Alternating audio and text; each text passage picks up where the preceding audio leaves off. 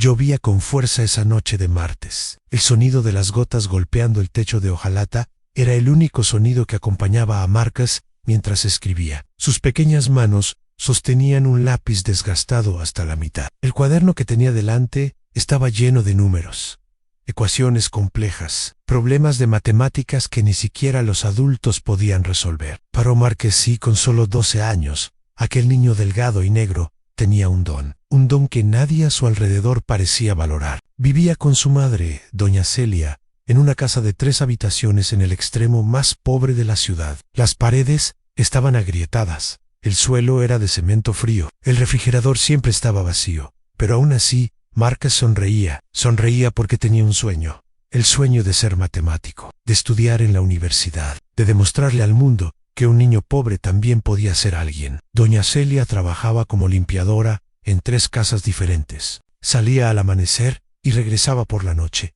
siempre cansada, siempre con dolor de espalda. Nunca se quejaba, simplemente miraba a su hijo y le decía en voz baja que algún día todo mejoraría, que estudiar era la única salida, que Marcus necesitaba seguir adelante. Y Marcus continuó incluso sin internet, incluso sin computadora, incluso con hambre. Tomó prestados libros de la biblioteca de la escuela, lo leyó todo, resolvió todos los ejercicios. Los profesores estaban impresionados, decían que era especial, pero nadie hizo nada para ayudarlo. Nadie vio más allá de la pobreza, nadie vio al niño. Solo vieron el color de su piel, solo vieron su ropa vieja, solo vieron de dónde venía. En la escuela, Marcus era diferente. Mientras los demás niños jugaban al fútbol durante el recreo, él se quedaba en el aula resolviendo problemas adicionales. Mientras los demás se quejaban de las clases, él pedía más. Sus compañeros se reían de él, lo llamaban nerd, lo llamaban raro. Algunos incluso lo llamaban un estudiante de sobresalientes, como si eso fuera un insulto. Marcus fingía que no le importaba, pero por dentro le dolía. La profesora de matemáticas, la señora Elena, fue la única que vio el potencial del niño. Vio que Marcus era un genio, que tenía algo excepcional. Intentó convencer a la administración de la escuela para que lo inscribiera en una competencia estatal de matemáticas, pero el director siempre tenía una excusa. Siempre decía que no había presupuesto, que era complicado, que tenía otras prioridades. Marcus sabía que la verdad era diferente. Sabía que no se trataba de dinero, se trataba de quién era él. Se trataba del color de su piel, se trataba de sus orígenes, pero no se rindió. Siguió estudiando, siguió soñando, porque eso era todo lo que tenía. Una tarde, mientras caminaba a casa desde la escuela, Marcus vio una bicicleta apoyada en un pequeño mercado. Era una bicicleta preciosa, roja, brillante. Marcus se detuvo un segundo y la miró. Nunca había tenido una bicicleta. De hecho, nunca había tenido nada nuevo. Todo lo que usaba era donado. Ropa vieja, zapatillas agujereadas, una mochila rota. Se cuadró Ali, mirando la bicicleta, imaginando cómo sería tener algo así, cómo sería pasear, sintiendo el viento en la cara, sin tener que caminar kilómetros bajo el sol. Pero sabía que nunca sería suya. Así que suspiró y siguió caminando. Marcus no lo sabía, pero en ese preciso instante, alguien lo observaba. Un hombre alto con traje oscuro, de pie al otro lado de la calle. Sus ojos estaban fijos en el chico, y tenía una sonrisa torcida en el rostro. Una sonrisa que no significaba nada bueno. 2 días después, Marcus estaba estudiando en casa, cuando llamaron a la puerta. Doña Celia abrió y se encontró con 2 policías. Le preguntaron si Marcus estaba en casa. Doña Celia palideció. Llamó a su hijo, sin entender qué pasaba. Marcus apareció en la habitación, todavía con el lápiz en la mano. Los policías lo examinaron de arriba a abajo. Uno de ellos le preguntó dónde había estado el martes por la tarde. Marcus respondió que regresaba de la escuela. El agente entonces dijo que le habían robado una bicicleta y que había testigos que habían visto a un chico negro y delgado cerca del lugar de los hechos. La señora Celia empezó a temblar. Dijo que su hijo jamás robaría nada, que era un buen chico, un chico estudioso. Pero los policías no la escucharon. Dijeron que Marcus tenía que ir a la comisaría a declarar, que era solo una formalidad, que no había problema si era inocente. Marcus sintió que el suelo se le iba. Nunca había hecho nada malo en su vida, ni siquiera había copiado en un examen, y ahora lo acusaban de robo, solo porque se había parado a mirar una bicicleta, solo porque era negro, solo porque era pobre. En la comisaría, la situación empeoró. El dueño de la bicicleta estaba allí. Un hombre blanco, de mediana edad y bien vestido. Señaló a Márquez y dijo con seguridad que era él, que había visto al chico mirando la bicicleta con una mirada que sugería que quería robarla. Márquez intentó explicar que solo había mirado, que no había tocado nada, pero nadie le creyó. El jefe de policía miró a la señora Celia y dijo que la situación era grave, que el robo era un delito, que el niño podía ser considerado responsable. Celia lloró, suplicando, diciendo que había habido un error, pero el jefe de policía solo negó con la cabeza y dijo que las pruebas estaban en contra del niño. A Márquez lo registraron como si fuera un criminal, le tomaron fotos, le tomaron las huellas dactilares, lo trataron como a un delincuente. Solo tenía 12 años y lo estaban destruyendo por algo que no hizo. Al llegar a casa, doña Celia se encerró en su habitación y lloró toda la noche. Márquez estaba sentado en la cocina, mirando su cuaderno de matemáticas. Las ecuaciones que antes tenían tanto sentido, ahora parecían vacías. No podía entender cómo el mundo podía ser tan injusto, cómo la gente podía ser tan cruel. En la escuela, la noticia se difundió rápidamente. Los estudiantes empezaron a mirar a Márquez con otros ojos, algunos con miedo, otros con asco. Ya nadie se sentaba cerca de él, ya nadie le hablaba. Se había convertido en el chico que robó una bicicleta. El chico peligroso. Incluso doña Elena, la maestra que siempre había creído en él, empezó a tratarlo con distancia. Ya no lo llamaba para resolver problemas en la pizarra. Ya no elogiaba su trabajo. Márquez lo veía en sus ojos. Una mirada de decepción, de desconfianza. Y entonces llegó la peor noticia. El dueño de la bicicleta decidió demandar a Márquez. Quería que el chico fuera juzgado. Quería que pagara por lo que supuestamente hizo. Quería dar ejemplo. Y el juez aceptó el caso. Márquez iba a juicio. Un niño de 12 años, pobre, negro, sin abogado, sin defensa, iba a enfrentarse a la justicia. La misma justicia que nunca había estado de su lado. La misma justicia que nunca había protegido a gente como él. Doña Celia intentó conseguir un abogado.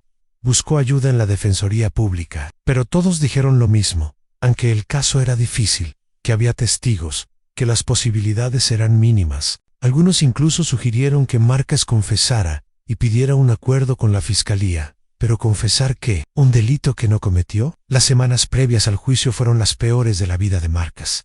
Dejó de comer bien, dejó de dormir. Las pesadillas lo asaltaban todas las noches. Se veía tras las rejas. Vio a su madre llorar. Vio cómo su futuro se destruía antes siquiera de comenzar. En la escuela, la situación se volvió insoportable. Un grupo de chicos empezó a burlarse de él a diario. Lo llamaban ladrón. Decían que acabaría en la cárcel. Decían que eso era lo que le pasaba a la gente como él. Márquez no se defendió. Simplemente agachó la cabeza y siguió caminando. Pero por dentro, algo se moría. La esperanza, la fe, el sueño. Doña Celia vendió todo lo que pudo para intentar conseguir dinero para un abogado. Vendió su viejo televisor, vendió su estufa y compró una más barata. Incluso vendió las pocas joyas que tenía, heredadas de su madre, pero no fue suficiente. Nunca fue suficiente. Mientras tanto, Márquez miraba sus cuadernos de matemáticas y se preguntaba si aún valía la pena, si aún tenía sentido soñar, si un chico como él realmente tenía alguna oportunidad en este mundo. Se acercaba la fecha del juicio, y con ella, la sensación de que nada volvería a ser igual. Márquez sabía que, ganara o perdiera, su vida ya estaba marcada. Ya había sido juzgado, por la escuela, por el barrio, por la sociedad. Y lo peor, era que no había hecho nada. Absolutamente nada. Solo había cometido el delito de ser pobre, de ser negro, de estar en el lugar equivocado, en el momento equivocado, con el color equivocado. La primera audiencia estaba programada para un lunes. Márquez se despertó temprano ese día. No es que hubiera dormido mucho. Pasó toda la noche dando vueltas en la cama, escuchando el tic-tac del reloj de la sala. Doña Celia tampoco durmió. Estaba sentada en la cocina, rezando en voz baja, pidiéndole a Dios que hiciera justicia. Al amanecer, Márquez se duchó y se puso la única ropa formal que tenía, unos pantalones negros demasiado cortos y una camisa blanca que doña Celia había planchado con tanto esmero que parecía nueva. Le arregló el pelo a su hijo, le alisó el cuello de la camisa y le sujetó la cara entre las manos. Le dijo que todo estaría bien, que la verdad siempre prevalecía. Marcus quería creerle, pero en el fondo sabía que la verdad no les importaba mucho a gente como ellos. El foro estaba al otro lado de la ciudad. Tomaron 2 autobuses para llegar. Durante el trayecto, Marcus miró por la ventana, sin ver nada. Su mente estaba en otra parte. Pensó en las ecuaciones que no podría resolver, los libros que no podría leer, el futuro que le estaban robando. Al llegar al juzgado, Marcus sintió el peso del lugar. Era un edificio inmenso y imponente, lleno de gente bien vestida que caminaba de un lado a otro, con maletines bajo el brazo. Todos parecían saber exactamente lo que hacían. Todos parecían pertenecer allí, excepto él. Se sentaron en un banco de madera en el pasillo y esperaron. Doña Celia apretaba con fuerza la mano de su hijo. Tenía las manos frías. Marcus podía sentir el temblor. Ella tenía más miedo que Ellen. Entonces apareció el defensor público, un joven con gafas, con un maletín viejo bajo el brazo. Los saludó rápidamente y les dijo que solo tenía unos minutos para hablar. Le preguntó a Marcus si tenía algo que decir. Marcus repitió lo mismo que ya había dicho 1000 veces, que no había robado nada, que solo había mirado la bicicleta que era en 80. El abogado anotó algo en el papel y dijo que haría todo lo posible, pero su tono de voz no inspiraba confianza. Marcus se dio cuenta. Doña Celia también. A ese hombre no le creyó. Nadie lo hizo. Comenzó la audiencia. La sala era pequeña, pero intimidante. El juez era un hombre canoso de rostro serio, que miraba a Marcus como si ya lo hubiera decidido todo antes de oír siquiera una palabra. Al otro lado estaba el abogado del dueño de la bicicleta, un hombre gordo con un traje caro que sonreía todo el tiempo como si fuera un simple juego. Y entonces entró el dueño de la bicicleta. Se llamaba Marcelo Tavares, un empresario de la ciudad, dueño de 3 tiendas de electrónica. Se sentó en la silla de testigos con una postura arrogante. Miró a Marcus con desdén, como si estuviera mirando a un insecto. Su abogado empezó a hacerle preguntas. Marcelo relató su versión de los hechos con detalle. Dijo que había dejado su bicicleta frente al mercado solo 5 minutos, que al regresar ya no estaba, que minutos antes había visto a un chico negro merodeando por la zona, que estaba absolutamente seguro de que era Marcus. El abogado de Marcus intentó rebatirlo. Le preguntó a Marcelo si estaba seguro de que era el mismo chico, si tenía alguna prueba, aparte de su palabra. Marcelo se enojó. Dijo que no era ciego, que sabía muy bien lo que había visto, que ese tipo de gente siempre andaba metida en robos. Ese tipo de gente. Las palabras resonaron en la habitación. Marcus sintió un dolor en el pecho. Ese hombre no solo lo acusaba de robo, acusaba a todos, como él, a todos los niños negros pobres, a todos los que venían del mismo barrio. El juez ordenó el orden, pero Marcus se dio cuenta de que no reprendió a Marcelo por sus palabras. No dijo que fueran prejuicios, no dijo nada, simplemente siguió escuchando. Entonces, le tocó a Marcus testificar. Se subió a la silla de testigos con piernas temblorosas. El abogado de Marcelo empezó a hacerle preguntas. Preguntas agresivas. Preguntas trampa. Preguntó por qué Marcus se había detenido a mirar la bicicleta. ¿Por qué estaba en ese lugar? ¿Por qué no tenía nada mejor que hacer? Marcus intentó responder con calma. Dijo que volvía de la escuela, que siempre pasaba por esa ruta, que se había detenido porque le parecía preciosa la bicicleta. Eso era todo. Nada más. El abogado esbozó una sonrisa cínica. Preguntó si Marcus solía detenerse a mirar cosas ajenas, si solía codiciar lo ajeno. Marcus dijo que no, que solo había mirado, pero ya estaba confundido. Las preguntas estaban formuladas de tal manera que todo parecía erróneo, todo parecía sospechoso. Entonces el abogado preguntó por la situación económica de la familia. Preguntó cuánto ganaba su madre. Preguntó si pasaban necesidad.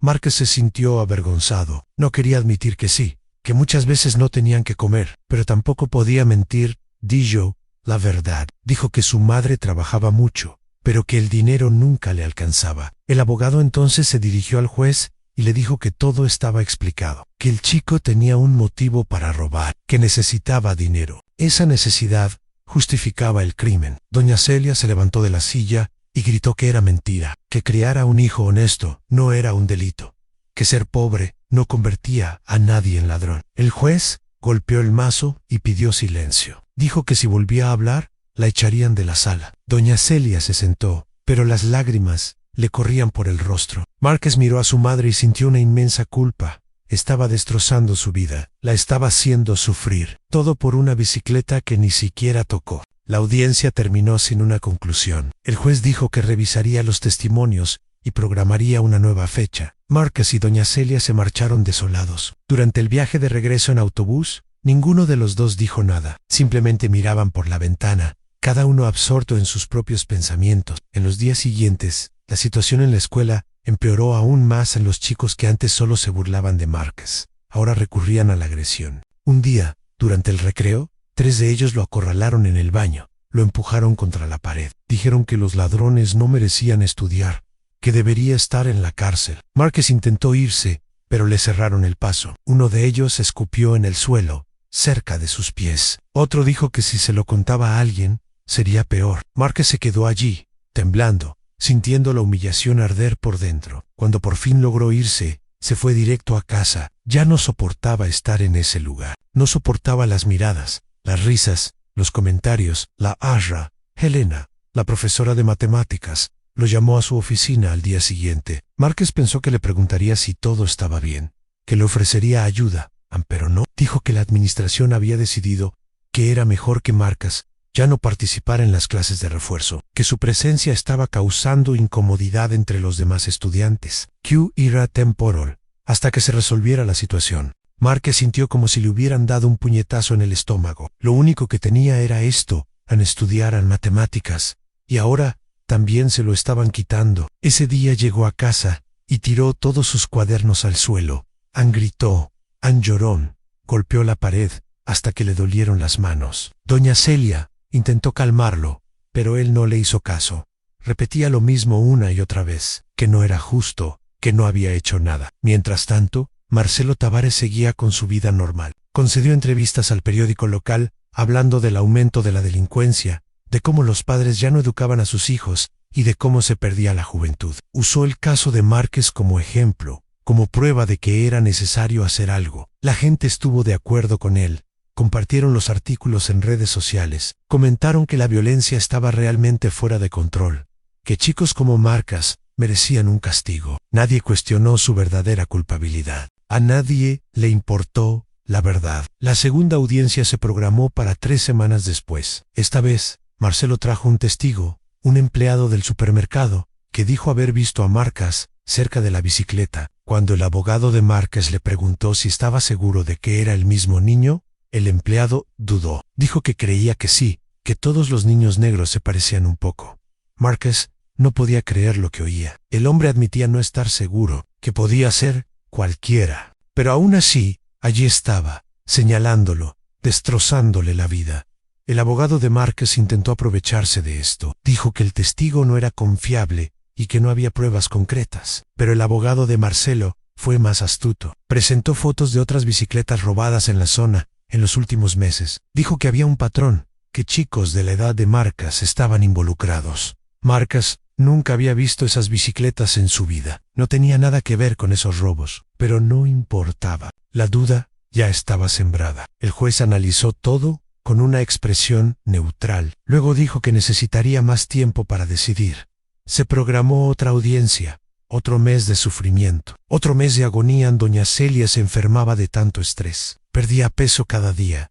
Dejó de comer bien, de dormir. Tenía dolores de cabeza constantes, pero seguía trabajando, seguía limpiando casas, seguía intentando ahorrar dinero para salvar a su hijo. Marcus vio a su madre marchitarse y se sintió como el peor hijo del mundo. Quería hacer algo, quería demostrar su inocencia de alguna manera, pero ¿cómo? No tenía cámaras, ninguna prueba, nada. Era su palabra contra la de un respetado empresario blanco.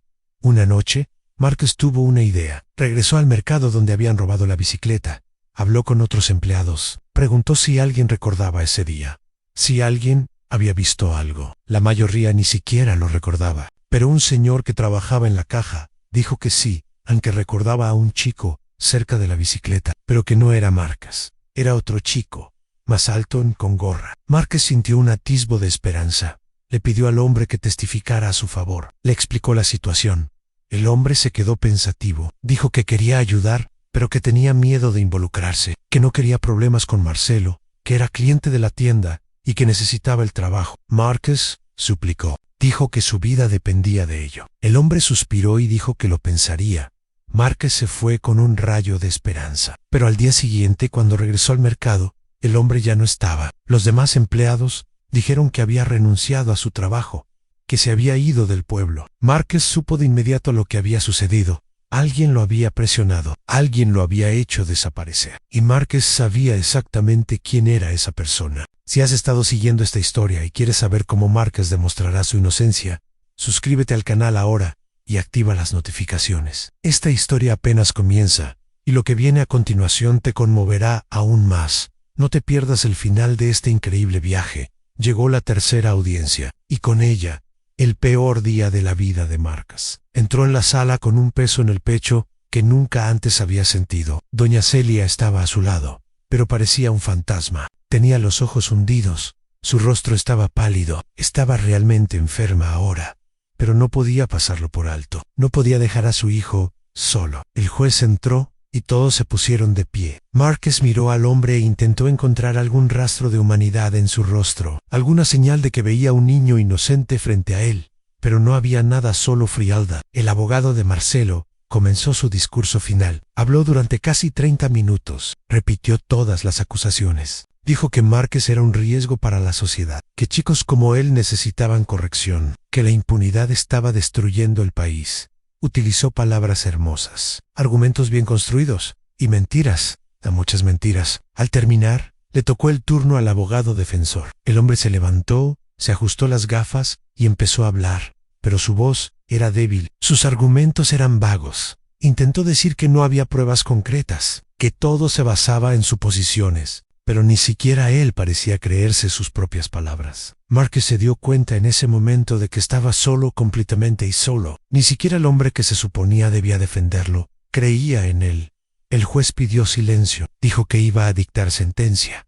Márquez tomó la mano de su madre. Doña Celia le devolvió el apretón, tan fuerte que dolió, pero era un dolor agradable. Era el dolor de saber que al menos una persona en el mundo seguía de su lado. El juez comenzó a hablar. Dijo que había analizado todas las pruebas, todos los testimonios, todas las pistas. Dijo que, aunque no había pruebas físicas, el conjunto de pruebas apuntaba a la culpabilidad del acusado, que el testigo presencial era fiable, que el comportamiento de Márquez era sospechoso. Márquez sintió que el mundo se derrumbaba. Quería gritar, quería saltar de la silla y gritar que era injusto, que era inocente, pero no pudo.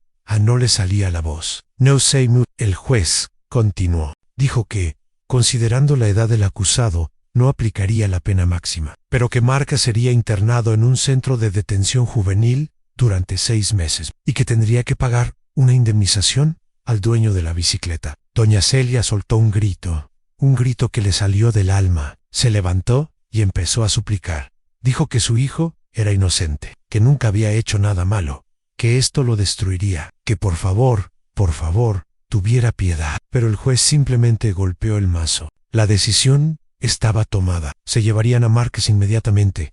2 guardias de seguridad se acercaron. Márquez los miró confundido. ¿De verdad estaba pasando esto? ¿Se lo iban a llevar? Ahora, así, doña Celia se abalanzó sobre su hijo. Lo abrazó con desesperación. Dijo que lo sacaría de allí, que lo resolvería todo, que no dejaría que se lo llevaran. Pero los guardias de seguridad se mantuvieron firmes, lo separaron. Doña Celia cayó al suelo, llorando, gritando el nombre de su hijo. Arrastraron a Márquez fuera de la habitación. Miró hacia atrás y vio que alguien ayudaba a su madre. Se estaba desmayando. A Márquez quería regresar, quería ayudarla, pero no pudo. Los guardias de seguridad eran demasiado fuertes. Lo metieron en una camioneta con rejas en las ventanas, como si fuera un criminal peligroso. Tenía 12 años, y lo trataban como a un monstruo. Durante el viaje a la institución, Márquez no lloró, permaneció en silencio, mirando por la ventana, observando la ciudad pasar, observando su vida pasar, todo lo que había soñado, todo lo que había planeado, todo se estaba acabando. La institución era un edificio gris, rodeado de altos muros. Cuando Márquez bajó de la camioneta, vio a otros chicos en el patio, chicos con la mirada vacía, chicos que habían renunciado a la vida, y supo que pronto sería uno de ellos. Lo registraron de nuevo, le quitaron la ropa, le dieron un viejo uniforme beige, le cortaron el pelo muy corto. Le quitaron todo lo que lo hacía ser Márquez, todo lo que lo hacía único. Ahora era solo un número, uno más. La habitación donde se alojaría tenía 6 camas, 5 ya estaban ocupadas. Los otros chicos lo miraron cuando entró. Uno de ellos le preguntó qué había hecho. Márquez no dijo nada a Q y Ra Innocenti. Los chicos se rieron, dijeron que todos allí eran inocentes, que esa historia no tenía fundamento. Márquez se sentó en la cama y finalmente lloró. Lloró suavemente, escondiendo la cara entre las manos. Lloró porque lo había perdido todo. Lloró porque su madre estaba sufriendo. Lloró porque el mundo era demasiado injusto. Esa noche no pudo dormir. Los otros chicos hacían ruido. Algunos roncaban, otros hablaban. Márquez miraba al techo, pensando en la señora Celia. ¿Estaría bien? Había vuelto a casa. ¿Estaba comiendo? En los días siguientes, Márquez intentó adaptarse. Se despertaba temprano. Cumplía con las tareas que le indicaban. Comía la comida insípida. Participaba en las actividades, pero por dentro estaba muerto. Ya no había luz en sus ojos. Ya no había sueños. Una semana después, doña Celia consiguió permiso para visitarlo. Cuando Márquez la vio entrar en la sala, apenas la reconoció. Había envejecido 10 años en 7 días. Tenía el pelo completamente blanco. Su rostro era solo huesos. Caminaba encorvada, como si llevara el peso del mundo sobre sus hombros. Se abrazaron y lloraron juntos. Doña Celia dijo que estaba haciendo todo lo posible para sacarlo de allí, que buscaba otro abogado que no se rendiría. Márquez simplemente negó con la cabeza. Había perdido toda esperanza. Le trajo un cuaderno de matemáticas. Le dijo que necesitaba seguir estudiando, que no podía renunciar a su sueño. Márquez tomó el cuaderno, pero sabía que no lo abriría. Ya no tenía sentido. Su futuro había terminado. Ahora era un criminal o un ladrón. Aunque era inocente, eso estaba escrito en su expediente. Eso es lo que todos verían el resto de sus vidas. Doña Celia tuvo que irse después de media hora. Se despidió con otro abrazo fuerte. Dijo que lo amaba, que siempre lo amaría, que nada en el mundo cambiaría eso. Márquez dijo que él también la amaba. Se disculpó por arruinarlo todo. Doña Celia le sostuvo la cara y le dijo que no había arruinado nada, que el mundo era simplemente cruel, pero que juntos lo superarían. Se fue intentando aparentar fortaleza, pero Márquez vio las lágrimas correr por su rostro. Esa noche, Márquez cogió su cuaderno de matemáticas, lo abrió por la primera página. Había una ecuación que había resuelto hacía meses. Ahora parecía tan simple, tan distante. Cerró el cuaderno y lo puso debajo de la almohada. Entonces se acostó, se giró hacia la pared y lloró hasta quedarse sin lágrimas. Lloró por la infancia perdida, por la inocencia robada, por la vida que nunca volvería a ser la misma. Y en ese momento, en el frío silencio de aquella habitación, Márquez sintió que algo moría en su interior. No era esperanza, ni fe, era algo más grande. Era la creencia de que él importaba, de que su vida tenía valor, de que era más que el color de su piel, y su origen encerró los ojos. Y por primera vez, desde que todo empezó, deseó no volver a despertar. Márquez pasó las primeras semanas en la institución como un fantasma. Hacía todo lo que le decían, puro, sin alma. Se despertaba, se duchaba, comía, participaba en actividades y volvía a su habitación. No hablaba con nadie, no miraba a nadie a los ojos. Simplemente existía y apenas. Los otros chicos intentaron acercarse a él varias veces, pero Márquez no les dio oportunidad. Había construido un muro a su alrededor, un muro de dolor, ira y resignación, y nadie podía atravesarlo. Un día llegó un nuevo profesor. Se llamaba Roberto, un hombre negro, de unos 50 años, con el pelo canoso y una sonrisa que parecía genuina. Iba a dar clases de matemáticas a los chicos de la institución. Cuando Roberto entró por primera vez en la habitación, Márquez ni siquiera levantó la cabeza. No le importa, las matemáticas ya no tenían sentido. Nada tenía sentido. Roberto comenzó la clase hablando de su propia historia. Dijo que había crecido en las afueras de la ciudad, que había pasado hambre, que había visto morir a sus amigos, que el mundo también había sido cruel con él, pero que había encontrado la manera de sobrevivir gracias a la educación. Márquez seguía mirando la mesa, pero escuchaba cada palabra que decía aquel hombre. Parecía resonar en su interior. Roberto escribió una ecuación en la pizarra, una ecuación compleja, y preguntó si alguien sabía cómo resolverla. A nadie respondió. Los chicos se quedaron mirando, sin entender nada. Roberto esperó. El silencio llenó la habitación. Y entonces Sin darse cuenta, Márquez murmuró la respuesta suavemente, casi inaudible, pero Roberto la oyó. Se giró hacia Márquez y le preguntó si podía repetirlo. A Márquez dudó, no quería hablar, no quería exponerse, pero algo en su interior era más fuerte. Repitió la respuesta, y era correcta.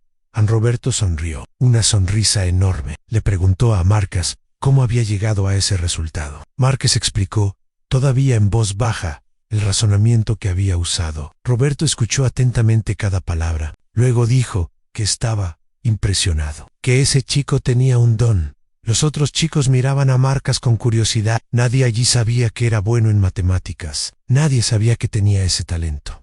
Roberto escribió más problemas en la pizarra, y Márquez los resolvió todos, sin esfuerzo, sin dudarlo, como si esos números fueran su lengua materna. Al terminar la clase, Roberto le pidió a Márquez que se quedara un rato más.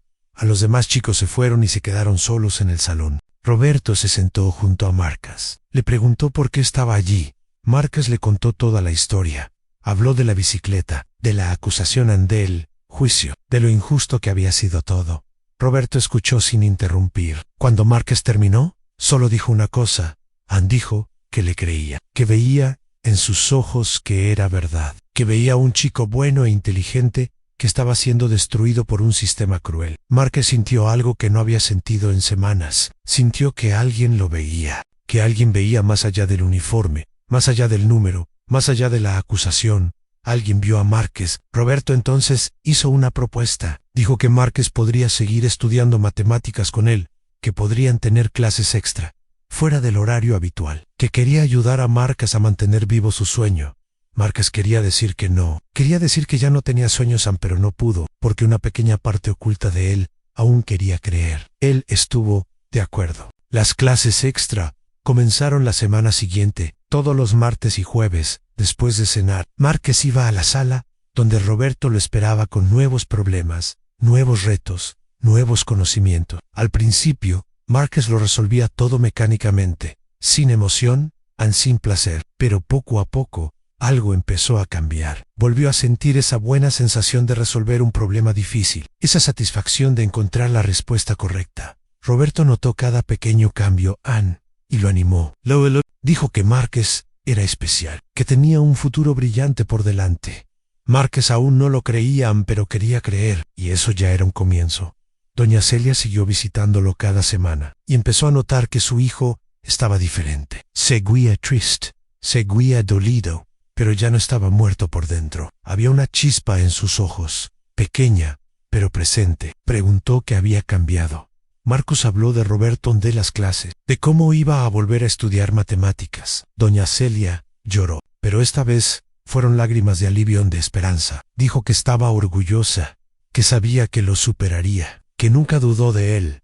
Márquez abrazó a su madre, y por primera vez en semanas, sintió que quizás aún había una salida. Roberto no era solo un maestro, era un mentor. Habló con Márquez sobre la vida, sobre sueños, sobre cómo transformar el dolor en fuerza. Compartió con él sus propias batallas, sus propias derrotas y victorias. Y Márquez empezó a abrirse, empezó a hablar de sus miedos, de su ira, de cómo se sentía agraviado. Roberto escuchó todo con paciencia y sabiduría. Un día, Roberto trajo un libro sobre grandes matemáticos negros de la historia. Le demostró a Márquez que no estaba solo, que otros como él se habían enfrentado a prejuicios, pobreza, injusticia, y los habían superado. Márquez leyó cada página de ese libro con atención. Vio hombres que se parecían a él, que venían de donde él venía, que habían sido desacreditados, humillados, ignorados, pero que no se habían rendido. Y por primera vez en mucho tiempo, Márquez sintió algo más que dolor, sintió inspiración.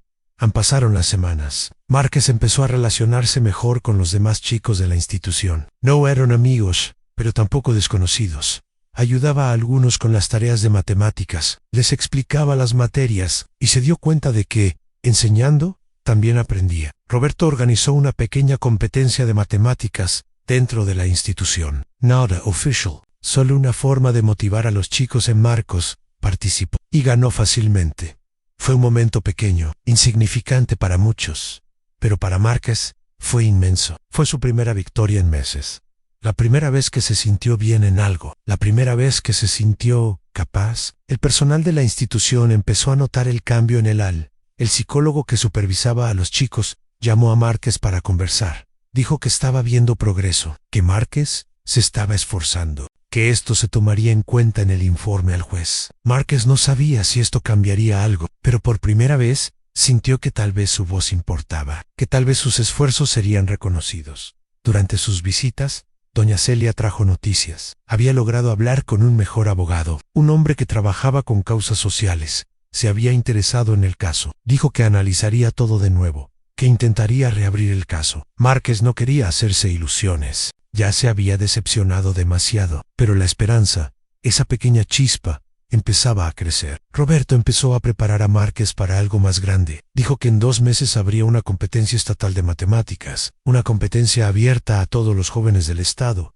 y que Márquez debería participar. Márquez dijo que era imposible, en que estaba atrapado, que no podía irse, pero Roberto dijo que ya había hablado con la administración, que si Márquez seguía portándose bien, quizás podrían conseguirle un permiso especial. La idea parecía absurda. Un niño detenido por robo participando en un concurso de matemáticas. ¿Quién lo permitiría? Pero Roberto creyó. Poco a poco, Márquez empezó a creer también. Ann se dedicó como nunca. Estudió todas las noches. Resolvió cientos de problemas. Le pidió a Roberto más material.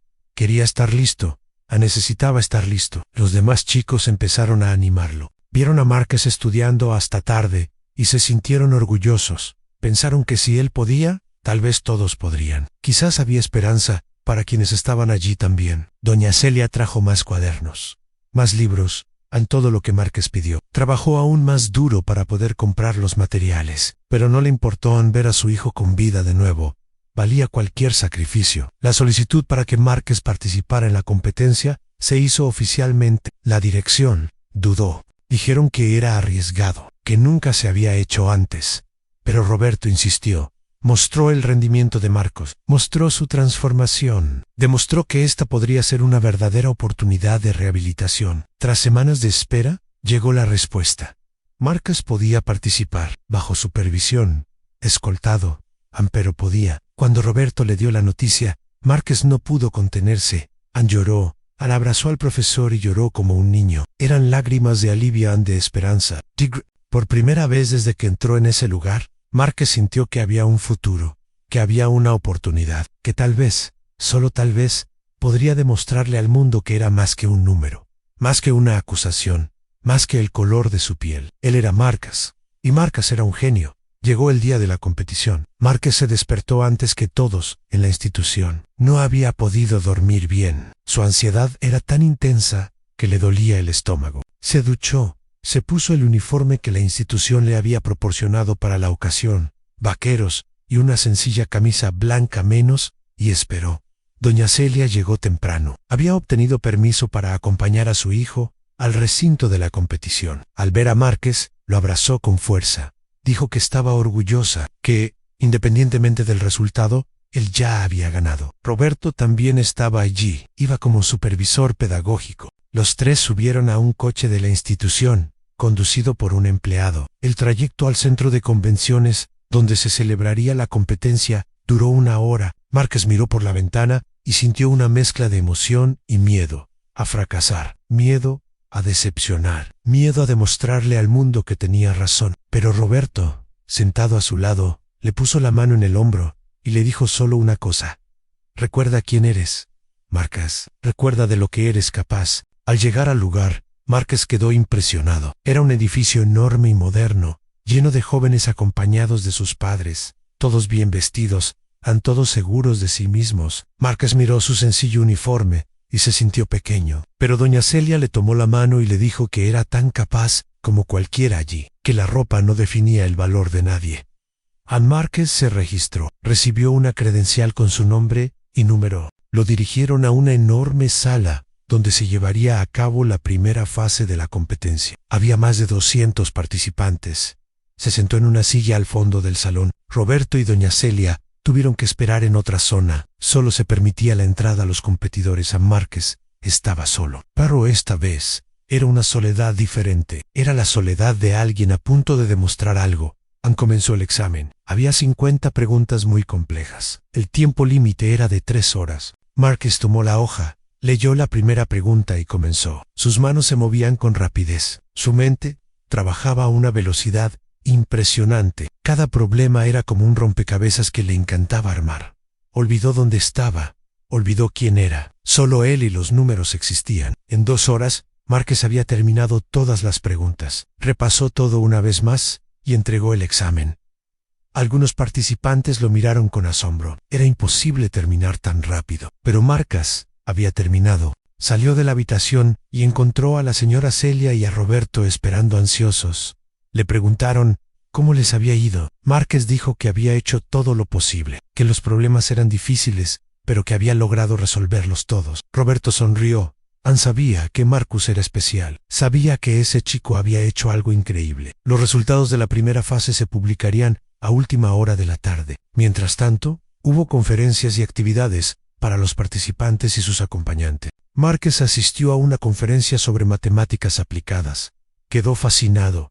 Se veía en ese futuro. Se veía siendo uno de esos ponentes algún día. Y entonces, a las 5 de la tarde, anunciaron los resultados. De los 200 participantes, solo 20 pasarían a la fase final. El nombre de Marcos estaba allí, en primer lugar, en puntuación perfecta. Las 50 preguntas correctas. Doña Celia gritó de alegría. Abrazó a su hijo y lloró. Roberto estrechó la mano de Márquez, con orgullo. Dijo que lo sabía, aunque siempre lo había sabido. La gente alrededor empezó a mirarlo fijamente. ¿Quién era ese chico? ¿A qué escuela iba? Nadie lo conocía. A nadie se lo esperaba. La fase final sería al día siguiente. Una prueba aún más difícil, con solo 10 preguntas, pero de nivel olímpico. Márquez regresó a la institución esa noche con el corazón acelerado. Lo había logrado. Había demostrado que era capaz. En la institución, los demás chicos lo recibieron como a un héroe. Querían saberlo todo, cómo había ido, cómo habían sido las preguntas. Márquez contó cada detalle, y por primera vez se sintió valorado allí. Se acostó temprano. Necesitaba descansar para el día siguiente. Pero antes de dormir, abrió el cuaderno que le había dado doña Celia y escribió una frase.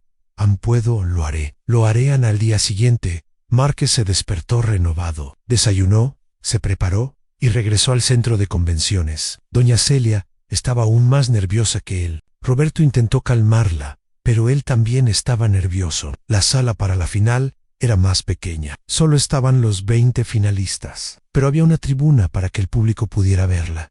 Y estaba llena de familiares, profesores, prensa. Era un evento importante. Márquez se sentó en la primera fila, miró hacia las gradas y vio a doña Celia y a Roberto lo saludaron. Él les devolvió el saludo. Y entonces su corazón se paró. Allí, al fondo de la grada, estaba el juez. El juez que lo había condenado. El hombre que le había destrozado la vida. Estaba allí, observando la competición. Márquez sintió que se le helaba la sangre. ¿Qué hacía ese hombre allí? ¿Por qué había venido? Pero no tuvo tiempo de pensar en eso. El examen comenzó en 10 preguntas. 4 horas para resolverlas. Márquez intentó concentrarse, pero la presencia del juez lo incomodaba. Sentía la mirada del hombre sobre él. Él respiró hondo. Recordó las palabras de Roberto. Recuerda, ¿quién eres? Márquez empezó a resolverlo. La primera pregunta era sobre teoría de números a un complejo AN, pero Márquez lo sabía. La resolvió en 15 minutos. El segundo era sobre geometría analítica. Aún más difícil en Márquez pensó. Garabateo. Redibujó while lo resolvió. Problema tras problema, Márquez progresó. Hubo momentos en que se estancó, momentos en que la solución no llegaba, pero no se rindió. Volvió atrás, intentó otra solución, y la encontró. Después de 3 horas y media, Márquez había resuelto las 10 preguntas. Las revisó cuidadosamente. Comprobó cada cálculo, cada razonamiento, en todo estaba correcto. Entregó el examen. Fue el segundo en terminar. Un chico de un colegio privado había entregado el suyo 10 minutos antes. Márquez salió de la habitación exhausto. Doña Celia corrió a abrazarlo. Le preguntó cómo le había ido. Márquez dijo que había hecho lo mejor que pudo, que ahora solo les quedaba esperar.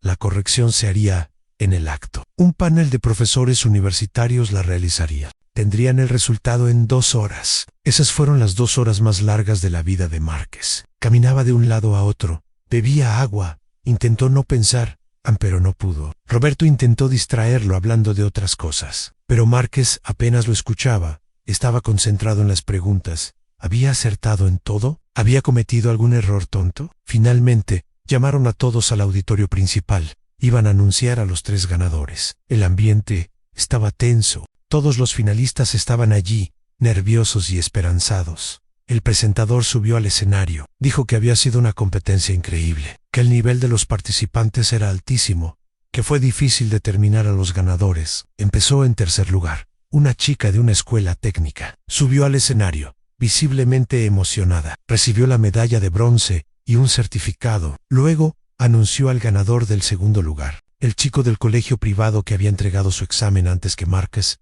subió al escenario sonriendo. Recibió la medalla de plata, y entonces el presentador hizo una pausa dramática. Dijo que el primer lugar había sido algo excepcional, que el ganador había respondido correctamente las 10 preguntas, con un razonamiento perfecto, con soluciones brillantes. Márquez sintió que se le aceleraba el corazón. ¿Los 10 los había acertado todos? El presentador dijo el nombre. Marco Silva dos Santos Andoña. Celia gritó. Roberto se puso de pie, aplaudiendo.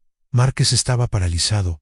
No podía moverse. No podía creerlo. Roberto tuvo que empujarlo suavemente. Márquez subió al escenario como si flotara. Sus piernas apenas respondían. Recibió la medalla de oro en el certificado, un premio en efectivo y una beca completa para estudiar en una escuela preparatoria para los Juegos Olímpicos. La gente aplaudía. La prensa tomaba fotos. Márquez miró al público y vio a doña Celia llorando de alegría. Vio a Roberto con lágrimas en los ojos. Vio al juez. El juez estaba de pie aplaudiendo también, con una expresión que Márquez no pudo descifrar. Después de la ceremonia, varias personas acudieron a felicitar a Mark. Los profesores querían saber de dónde era. Los periodistas querían entrevistarlo. Márquez respondió tímidamente, todavía en shock. Y entonces se acercó el juez. Márquez sintió que todo su cuerpo se congelaba. El hombre permaneció frente a él, en silencio, durante unos segundos. Entonces dijo solo una cosa: cometí un error. An terrible error.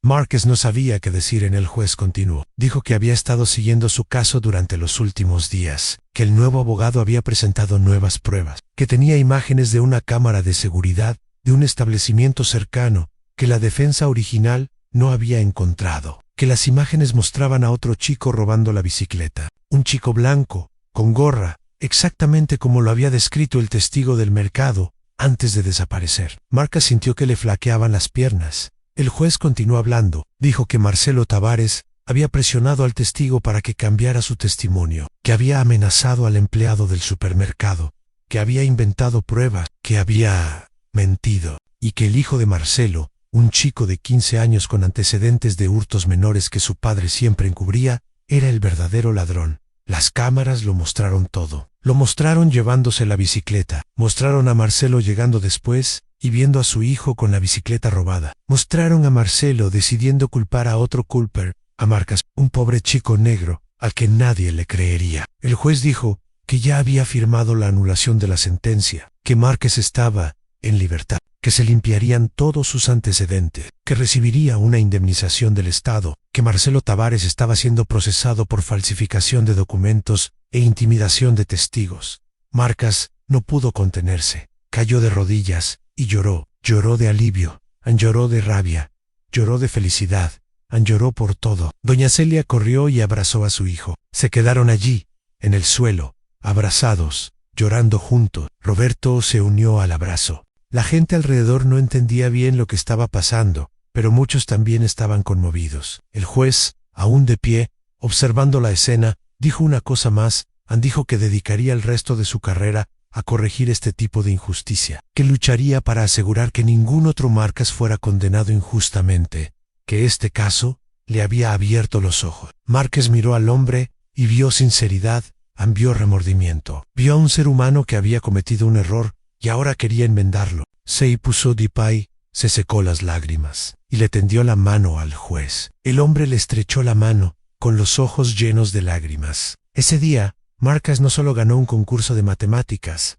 recuperó su vida, conquistó su futuro, demostró al mundo, y especialmente a sí mismo, que era mucho más de lo que intentaban hacerle creer. Él era Márquez, el chico negro genio, el chico que nunca se rindió, el chico que transformó la mayor injusticia de su vida en la mayor victoria. Márquez salió de la institución al día siguiente, no como un recluso, sino como un triunfador, como alguien que había sido agraviado, pero que había encontrado la fuerza para continuar. Las puertas se abrieron y salió, de la mano de su madre, con Roberto a su lado.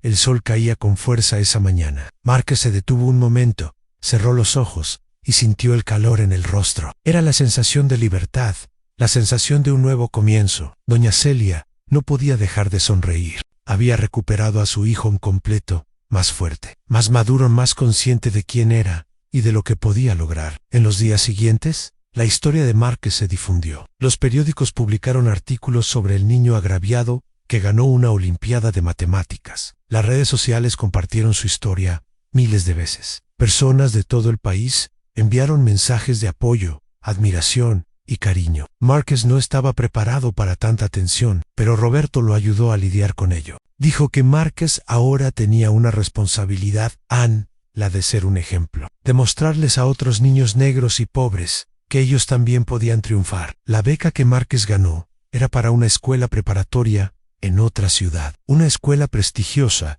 que formaba campeones en las Olimpiadas de Ciencias. Doña Celia estaba dividida. Quería que su hijo recibiera la mejor educación, pero no quería estar lejos de él. A Márquez tampoco quería dejar a su madre, pero sabía que esta era la oportunidad de su vida, la oportunidad de convertirse en todo lo que siempre había soñado. Hablaron mucho, y decidieron juntos. Márquez iría, pero volvería cada fin de semana, y doña Celia lo visitaría siempre que pudiera. Roberto ayudó con toda la organización, proporcionó los documentos, habló con la administración de la escuela, preparó a Márquez para esta nueva etapa. Antes de Hearst, Márquez quería hacer una cosa, quería volver a su antigua escuela, la escuela donde lo habían humillado, donde lo habían llamado ladrón, donde había perdido amigos. Cuando llegó, todo parecía diferente. Los estudiantes lo miraban con respeto, con admiración. Algunos incluso se disculparon por lo que habían hecho, por lo que habían dicho. La Ezra, Helena, la profesora de matemáticas, lloró al ver a Márquez. Se disculpó por dudar de él, por distanciarse cuando más la necesitaba. Márquez la abrazó y le dijo que lo entendía, que sabía cómo funcionaba la presión social y que no le guardaba rencor. El director de la escuela lo llamó a la sala, dijo que estaba avergonzado, que debería haber luchado más por Márquez, que debería haber creído en él a Márquez. Simplemente negó con la cabeza y dijo que lo importante era aprender de los errores. Mientras tanto, Marcelo Tavares afrontaba las consecuencias de sus actos. El caso en su contra avanzaba rápidamente. Las pruebas eran irrefutables. Había mentido, había manipulado a los testigos, había destruido la vida de un niño inocente para proteger a su hijo. Su reputación en la ciudad se desplomó. Las tiendas que poseía empezaron a perder clientes. Nadie quería comprarle a un hombre que había hecho eso. Su esposa pidió el divorcio. Sus amigos se distanciaron. Su hijo, el verdadero ladrón, ingresó en un programa de rehabilitación para jóvenes delincuentes, pero, a diferencia de Márquez, él sí había cometido los crímenes. Marcelo intentó disculparse públicamente. Dio una entrevista diciendo que lo sentía, pero la gente no lo aceptó. El daño ya estaba hecho. La vida de un niño casi había sido destruida por su cobardía. Márquez vio la entrevista por televisión. Doña Celia estaba a su lado. Le preguntó si sentía ira. Márquez se quedó pensativo. Luego dijo que no sentía lástima. Lástima por un hombre que había elegido el camino equivocado, que lo había perdido todo por orgullo y prejuicio. Doña Celia abrazó a su hijo. Dijo que era mejor persona que muchos, que estaba orgullosa no solo de su inteligencia, sino también de su corazón. Llegó el día en que Márquez debía ir a su nueva escuela. Doña Celia empacó con cuidado su maleta. Metió ropa, libros, cuadernos y una foto de los dos. Le dijo que necesitaba recordar siempre de dónde venía, quién era. Roberto llevó a Márquez a la estación de autobuses. Durante el viaje, hablaron del futuro, de sueños, de las infinitas posibilidades que se abrían. Antes de que Márquez se fuera, Roberto le dio un regalo. Era un libro sobre la historia de los matemáticos negros que cambiaron el mundo. En la primera página había una dedicatoria para Márquez, quien demostró que el talento no tiene color, ni dirección, ni clase social. Sigue brillando. Márquez abrazó a Roberto con fuerza. Le dijo que nunca olvidaría todo lo que había hecho, que le había salvado la vida. Roberto sonrió y dijo que Márquez se había salvado a sí mismo, que solo le había mostrado el camino. El viaje en autobús duró 4 horas. Márquez se pasó todo el tiempo mirando por la ventana, pensando en todo lo sucedido, en cómo su vida había cambiado tan rápido, en cómo el dolor se había transformado en fuerza. Al llegar a la nueva escuela, lo recibió el director, un hombre amable y sonriente, quien le mostró las instalaciones. Había laboratorios modernos, una enorme biblioteca y salas de estudio individuales. Márquez nunca había visto nada igual. El director lo condujo al dormitorio. Márquez compartiría habitación con otros 3 estudiantes becados. Cuando entró, los chicos ya estaban allí. Se presentaron. Uno era del interior del Amazonas, otro del interior del noreste, el tercero de una favela de Río de Janeiro. Todos tenían historias similares, todos venían de lugares difíciles, todos tenían talentos increíbles, y todos estaban allí por la misma razón en demostrar su capacidad. Márquez sintió que había encontrado a su tribu, gente que lo comprendía, que sabía de dónde venía, que sabía lo que había pasado. Pasaron los meses. Márquez se dedicó a sus estudios con todas sus fuerzas, participó en olimpiadas, ganó medallas, hizo amigos, creció cada fin de semana. Llegaba a casa, abrazaba a doña Celia, le contaba sobre sus clases, sobre sus profesores, sobre los nuevos retos. Doña Celia escuchaba atentamente, con el orgullo reflejado en su rostro. La compensación que Márquez recibió del Estado se utilizó para mejorar la casa. Doña Celia lo renovó todo, pintó las paredes, reemplazó el techo, compró muebles nuevos. Por primera vez en sus vidas, tenían un hogar digno, pero no dejó de trabajar. Decía que el trabajo honesto traía dignidad, que sin importar cuánto dinero tuvieran, siempre valoraría el sudor de su propio trabajo. Un año después del concurso, invitaron a Márquez a dar una charla en escuelas públicas. Aceptó, quería contar su historia, quería inspirar a otros niños. En su primera conferencia, estaba nervioso, pero cuando empezó a hablar, las palabras fluyeron con naturalidad. Lo canto, todo, la acusación injusta, el encarcelamiento, en el sufrimiento, en el deseo de rendirse, y cómo había encontrado la fuerza para continuar. Los niños escucharon en absoluto silencio. Muchos lloraron, otros sonrieron. Todos se reconocieron en Márquez. Todos comprendieron que si él pudo, ellos también. Al final de la conferencia, una chica levantó la mano, preguntó si Márquez estaba enojado con quienes lo habían lastimado. Márquez pensó antes de responder. Luego dijo que no, esa ira solo envenenaba a quien la sentía, que había elegido perdonar, no por ellos, sino por sí mismo, para ser verdaderamente libre.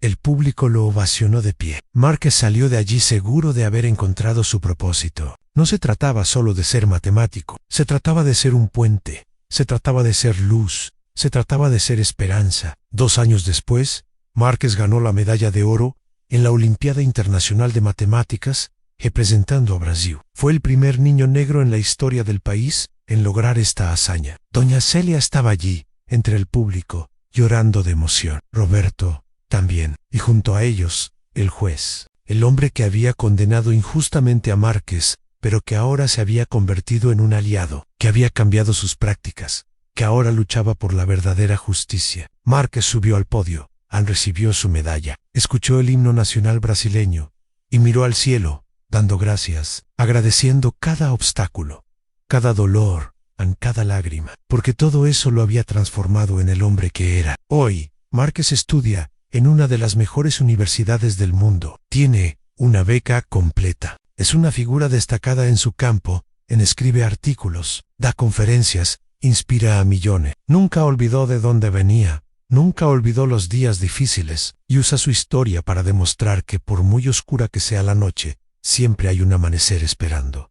Doña Celia ahora vive cómodamente. Ya no necesita trabajar tanto, pero se mantiene fuerte y resiliente, siendo el refugio seguro de su hijo. Y Marcelo Tavares Low perdió todo. Sus tiendas, su familia, su reputation. Ahora vive de trabajos esporádicos, amargado, solo, un ejemplo vivo de que la injusticia siempre cobra su precio. Márquez podría haberse vengado, podría haberlo humillado públicamente, pero no hizo nada de eso, porque la mejor venganza es el éxito, es ser feliz, es brillar. Y Márquez brilla como una estrella inextinguible, como un genio que el mundo intentó ocultar, pero que resultó imposible de ignorar, porque el talento no elige color, no elige dirección. No elige clase social. El talento simplemente es. Y cuando encuentra coraje, determinación y amor, nada en el mundo puede impedir que florezca. Si esta historia te conmovió e inspiró, suscríbete al canal y activa las notificaciones para no perderte más historias increíbles como esta. Dale a me gusta y comparte para que más personas conozcan historias de superación que demuestran que nunca debemos renunciar a nuestros sueños. Tu suscripción marca la diferencia.